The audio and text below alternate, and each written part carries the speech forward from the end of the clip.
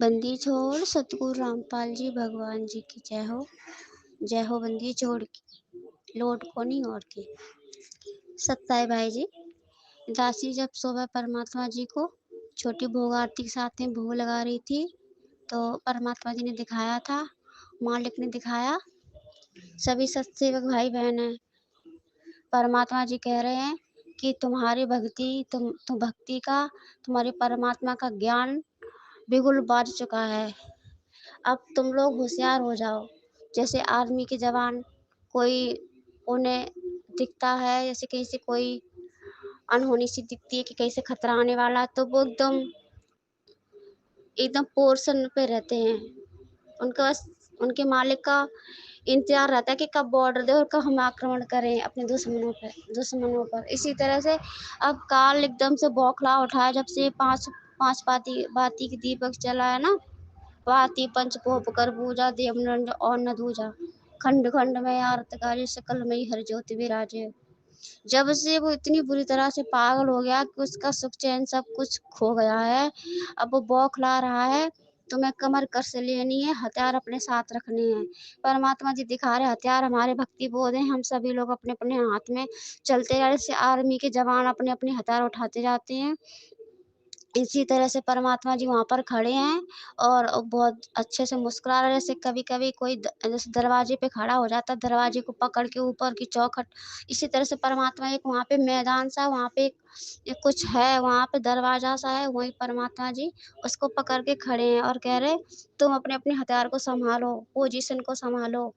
और बगल में अपने लोगों के कमर में परमात्मा ने एक फेंटा सा बांध दिया, लाल कलर का है। जैसे कि हमने देखा होलियों के समय में ग्वाली लोग बांध लेते हैं, एक सर में और एक कमर में। तो हमारे सर पे तो नहीं है, हम सभी भाई बहनों के कमर पे परमात्मा ने बांध दिया है, वो अपने हाथों से परमात्मा ने बांधा उसको। कह रहे बच्चों अपने अपने हथियार उठाओ।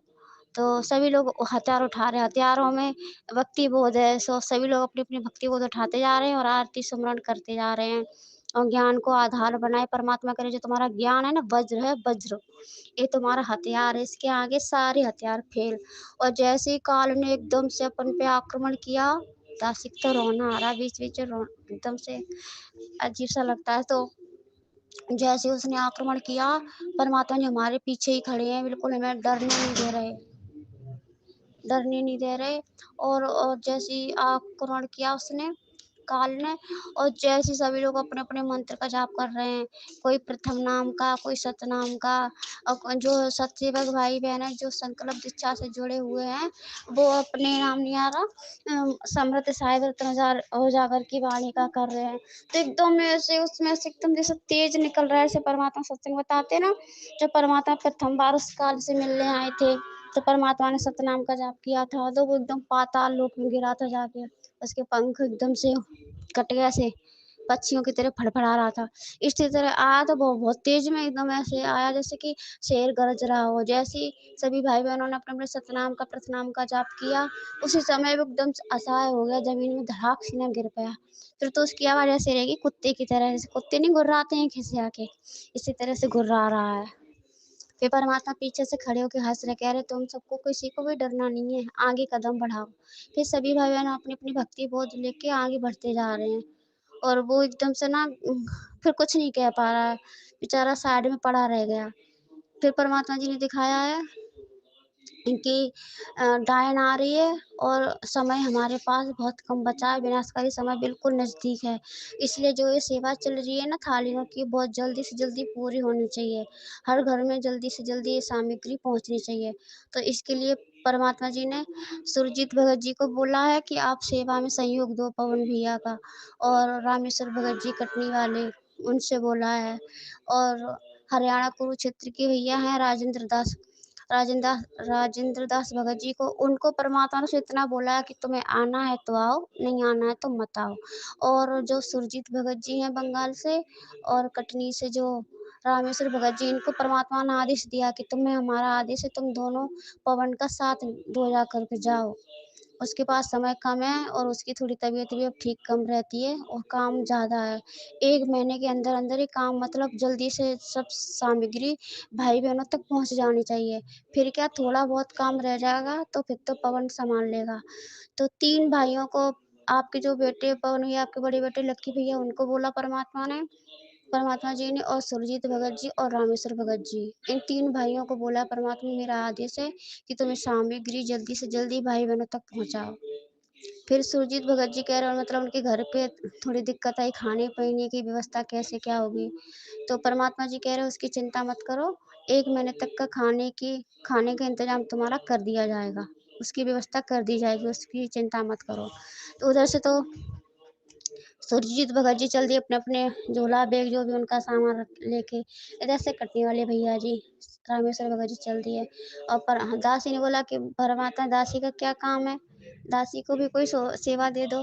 परमात्मा कह रहे तेरा काम बस इतना है, जो तुझे मैं दिखाऊं वो पौनैया तक मैसेज कर, संदेशा पहुंचा। और पवन भैया का काम है उसका निष्कर्ष निकालना, उसको चिंतन मनन, उसका मंथन करना, फिर सभी संगत में भाई बहनों को बताना।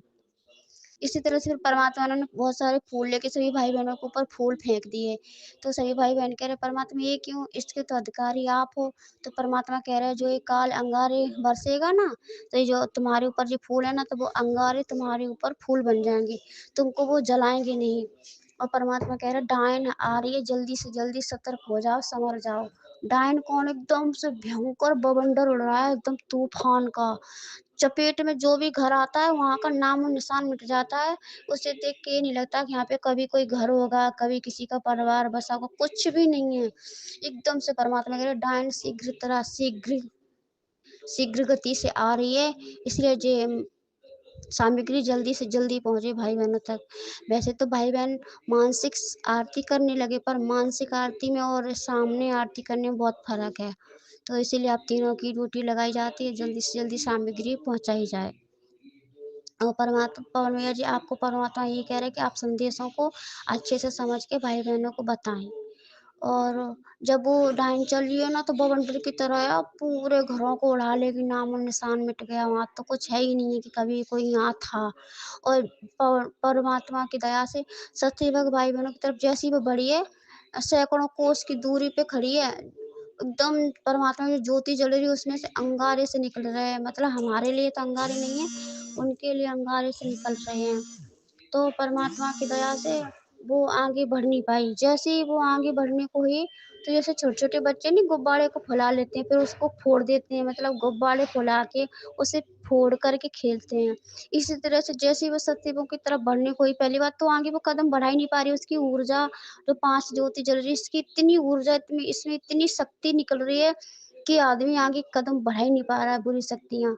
तो वहां से एकदम से फटाक सी ना गुब्बारे की तरह से फूट गई है, और आसमान की तरफ उड़ती चिल्लाती हुई जा रही है। इस तरह से चिल्ला रही है जैसे कि कोई, मतलब वो जल जाता है, जलने के बाद जला निकल के भगता है, जैसे होलिका जली थी प्रहलाद के साथ में। इसी तरह से जो शक्तियां हैं ना, जो परमात्मा ज्योति में से प्रकाश निकल रहा है, जो 5 ज्योति जलाई जा रही है, इसकी ज्योति से वो इतनी बुरी तरह से घायल हुई, चिल्लाती हुई आसमान की तरफ उड़ती जा रही है, ससेबों की तरफ बिल्कुल नहीं बढ़ पाई है। बस परमात्मा जी ने इतना ही दिखाया, और कुछ याद आ जाएगा तो बाद में दासी बता देगी। बंदी छोड़ सतगुरु रामपाल जी भगवान जी की जय हो। और परमात्मा जी कह रहे हैं तुम्हें एकदम हर पल सतर्क रहना है, और कमर कस के बांधनी नहीं है, क्योंकि बिगुल बढ़ चुका है और नाद शंख बज चुका है परमात्मा की भक्ति का। अब आमना सामना है, और तुम्हें घबराना नहीं। जैसे आर्मी के जवान लड़ने को बिल्कुल पीछे नहीं हटते, वो आगे कदम बढ़ाते जाते, क्योंकि उन्हें पता है उनकी सरकार का हाथ पीछे, उनका कर्नल होता है ना, उससे उससे सपोर्ट होता है। जबकि कर्नल तो कुछ भी नहीं कर सकता, अगर मौत आ गई तो कर्नल थोड़ी बचा पाएगा, वो तो मारा जाएगा। इसलिए तुम्हारा कर्नल तुम्हारा परमात्मा है, और तुम उसके जवान हो। और जो टुच्चे मुच्चे होंगे, जो मतलब दृढ़ता के लोग नहीं होंगे, उन्हें इस मिशन से निकाला जाएगा। इसमें शेर दिल चाहिए, जज्बात, जो सर धड़की बाजी लगा दे। अगर गुरु जी कहें बेटा कूद जा आग में, तो कूद जाना है, पीछे मुड़ के नहीं देखना।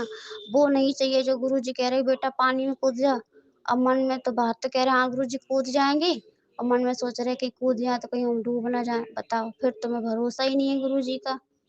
गुरु जी की भक्ति में सिर्फ धड़की बाजी लगानी होती। गुरु गोरखनाथ और भर्तरी गोपीचंद की कथा नहीं सुनी? गुरु हो तो अच्छा पूरा हो, सिर्फ धड़की बाजी लगानी, गुरु के सामने सवाल जवाब नहीं करने होते। इसलिए जो ये मिशन चल रहा है अभी भक्ति मार्ग का, सत्सेवकों का, इसमें एकदम से जज्बाती और शेर दिल और दृढ़ता के भगत चाहिए। हल्के पतले नहीं चलेंगे, हटा दिए जाएंगे इस मिशन से। हिम्मत दिल में होनी चाहिए, जज्बात होना चाहिए, भक्ति मार्ग में आगे बढ़ना है। मालिक का बिगुल बांट चुका है, काल शैतान ने अपनी फौज तैयार कर ली है और परमात्मा की तरफ से सब सेवक तैयार है। सामना बस होने वाला है, परमात्मा पीछे खड़ा है। तुम्हारा परमात्मा पूरा सपोर्ट देगा, तुम्हें घबराने की कोई जरूरत नहीं, कोई डरने की जरूरत नहीं। तुम्हारे पास साथ पूरी आध्यात्मिक शक्तियाँ रहेंगी जैसे जिनसे तुम लड़ोगे। बस परमात्मा